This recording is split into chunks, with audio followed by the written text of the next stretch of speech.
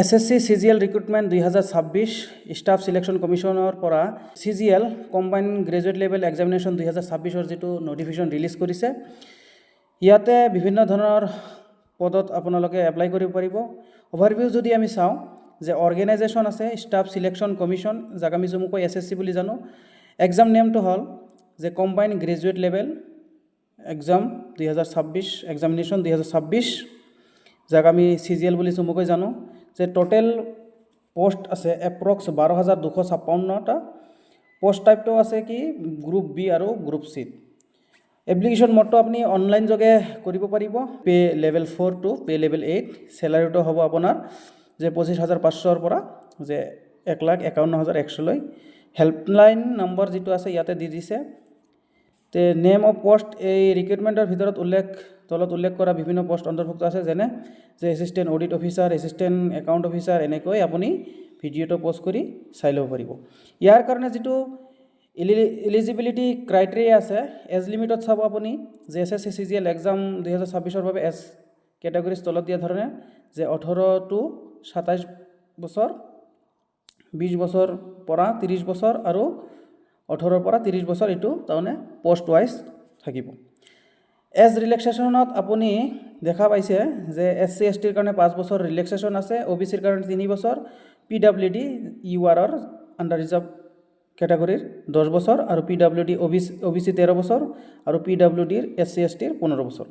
Educational কোৱালিফিকেশ্যনত আমি যদি চাওঁ, জুনিয়ৰ ষ্টেটিষ্টিকেল অফিচাৰত JSO চমুকৈ কয়, তাৰ বেচেলৰ ডিগ্ৰী থাকিব লাগিব আৰু 12 ষ্টেণ্ডাৰ্ডত মেথমেটিক্সত মিনিমাম 60% মাৰ্ক থাকিব লাগিব, বা ডিগ্ৰী লেভেলত যদি ষ্টেটিষ্টিক্স ছাবজেক্ট থাকে এপ্লাই কৰিব পাৰিব। 2 নম্বৰত আছে ষ্টেটিষ্টিকেল ইনভেষ্টিগেটৰ গ্ৰেড 2। ইয়াৰ কাৰণে statistics, mathematics, economics, demography, population studies এনেকুৱা ছাবজেক্টত কি থাকিব লাগিব যে বেচেলৰ ডিগ্ৰী থাকিব লাগিব। তাৰপিছত সাধাৰণতে বাকী পষ্টবিলাকৰ কাৰণে কি কৈছে, ৰিকগনাইজ ইউনিভাৰ্চিটি বা ইনষ্টিটিউশ্যনৰ পৰা বেচেলৰ ডিগ্ৰী থাকিলে এপ্লাই কৰিব পাৰিব। আৰু যদি ফাইনেল ইয়াৰ এপিয়াৰিং কেণ্ডিডেট হয় তেওঁলোকেও পাৰিব, কিন্তু এছেঞ্চিয়েল কোৱালিফিকেশ্যন 1 আগষ্ট 2026ৰ ভিতৰত কমপ্লিট হ'ব লাগিব। এপ্লিকেশ্যন ফিজ যদি আমি দেখোঁ যে জেনেৰেল OBCৰ কাৰণে 100 টকা, SC ST ওমেন এক্স ছাৰ্ভিচমেনৰ কাৰণে নাই। আৰু পে'মেণ্ট মেথডটো হ'ল যে debit card, credit card, SBI চালান, SBI নেট বেংকিঙৰ জৰিয়তে কৰিব পাৰিব।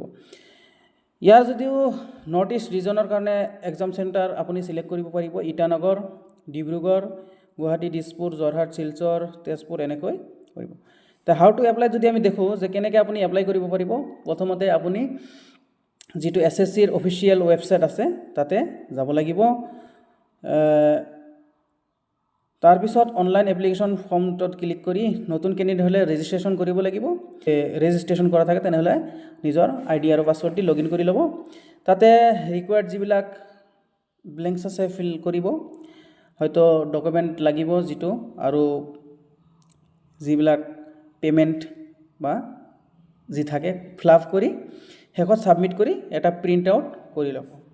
ইম্পৰ্টেণ্ট ডেটছৰ বিষয়ে যদি আমি ইয়াতে চাওঁ যে 21 মে 2026ত ইয়াৰ এপ্লিকেশ্যন আৰম্ভ হৈছে আৰু লাষ্ট ডেট আছে 22 জুন। আৰু টায়াৰ 1ত এক্সাম ডেট হ'ব আগষ্টৰ পৰা ছেপ্টেম্বৰৰ ভিতৰত হ'ব, আৰু টায়াৰ 2 যিটো হ'ব 2026ৰ ডিচেম্বৰত হ'ব। ইয়াতে এক্সামৰ যিটো ফাৰ্ষ্ট এক্সাম হ'ব টায়াৰ 1, তাৰে দিছে যে MCQ বেষ্ট হ'ব, ইংলিছ আৰু হিন্দী দুয়োটা লেংগুৱেজত থাকিব, 2টা প্ৰশ্ন ভুল হ'লে 1 নম্বৰ কটা যাব। আৰু এক্সামিনেশ্যন ডিউৰন যিটো টায়াৰ 1 হ'ব তাৰে 1 ঘণ্টা হ'ব, আৰু স্ক্ৰাইব এলিজিবল কেণ্ডিডেটছৰ বাবে 1 ঘণ্টা 20 মিনিট হ'ব। তাৰপিছত টায়াৰ 1ৰ চিলেবাছ যদি আমি চাওঁ যে জেনেৰেল ইণ্টেলিজেঞ্চ এণ্ড ৰিজনিঙত 25টা কুৱেশ্যন থাকিব, য'ত 50 মাৰ্ক আছে। জেনেৰেল এৱাৰনেছত 25টা কুৱেশ্যনত 50 মাৰ্ক, কোৱান্টিটেটিভ এপ্টিটিউড 25টা কুৱেশ্যন থাকিব, আৰু ইংলিছত থাকিব 25টা কুৱেশ্যন 50 মাৰ্ক। তো এইখিনি আছিল আজিৰ ভিডিঅ'টোত। তো আশা কৰোঁ নটিফিকেশ্যনটো আপুনি ভালদৰে বুজি পাইছে, আৰু কেনেকৈ এপ্লাই কৰিব পাৰে সেইটো যদি এটা ভিডিঅ' লাগে কমেণ্টত কমেণ্ট কৰিবলৈ একদমেই নাপাহৰিব। চেনেলটোত যদি প্ৰথমবাৰৰ কাৰণে আহিছে তেনেহ'লে চেনেলটো ছাবস্ক্ৰাইব কৰি ল'ব। এইখিনি আছিল, ধন্যবাদ।